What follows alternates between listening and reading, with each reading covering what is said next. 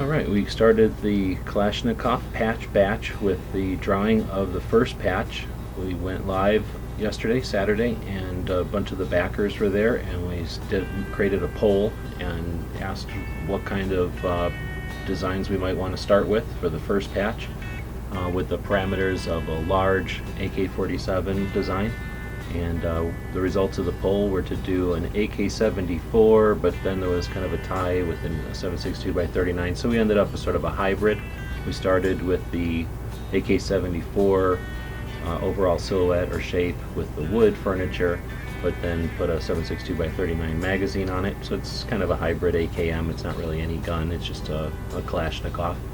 And we drew it in Adobe Illustrator. We did this in a 2A media workshop, an effort that we do to help 2A content creators, people that are creating content on firearms related subjects, to learn and experience some of the software and some of the details of a crowdfunding project, of creating a patch, and of drawing in the Adobe Illustrator software. Ended up being a 4-hour discussion. We had a really good discussion, chatted about all kinds of things. Tony Simon from 2A for E from the diversity shoot showed up and chatted with us for most of the time. Jeff Knox joined us as well, and we had some real good conversations. Clover Tack from Texas and Ghost Tactical from Arkansas joined us. Patriot joined us from Michigan. Smeggy even jumped in. And we ended up chatting about the Gun Rights Policy Conference that's coming up in September. We chatted a bit about fundraising and using different options for shopping carts and different methods of taking payment for merchandise or items for projects.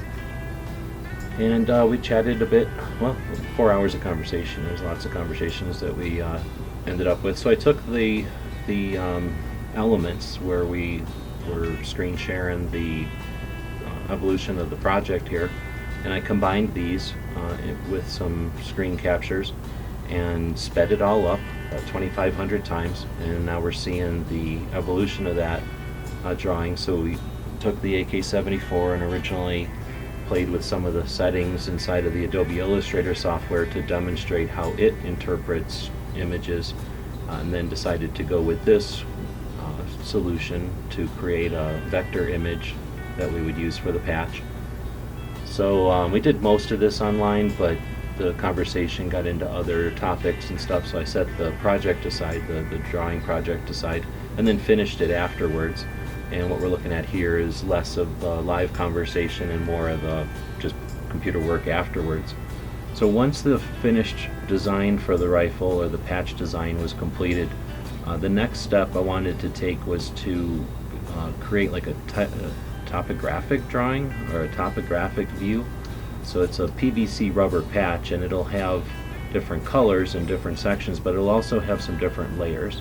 And to make this as realistic as possible in a two-dimensional media, we're going to use layers to amplify some of the parts and the scale of the different levers and parts. So went through and used color to indicate to the manufacturers, the designers, what we had in mind there. So things like the selector and the gas tube lock are going to be the highest items. The swell on the lower handguard, those are some of the higher items on the patch. And then things like the holes in the brake up front, the depression there and the stock, the lightning cut, those are going to be recessed. Some of the pins and things that dimple in the receiver, those items will be recessed. They'll be a little lower than it's the green color in the multicolor design there.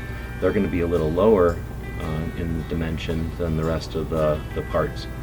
So it's all an effort to create an interesting piece of rubber art for a patch panel, and another way to get people working together to accomplish some fun stuff. So let us know what you think in the comments. Stay tuned for the next patch, which will be a spam can. We'll probably design that one early this week. And if you'd like to get in on the project, it's $30 for 10 patch, or $30 for 3 patches shipped. It's $10 a piece. If you're not interested in the patches, but you'd like to see the project succeed, please feel free to share the project. Thanks for watching. The guys and gals of GunWebsites.com encourage you to take a CCW class every year, practice at least once a month, and carry every day. Thanks for watching GunWebsites.com.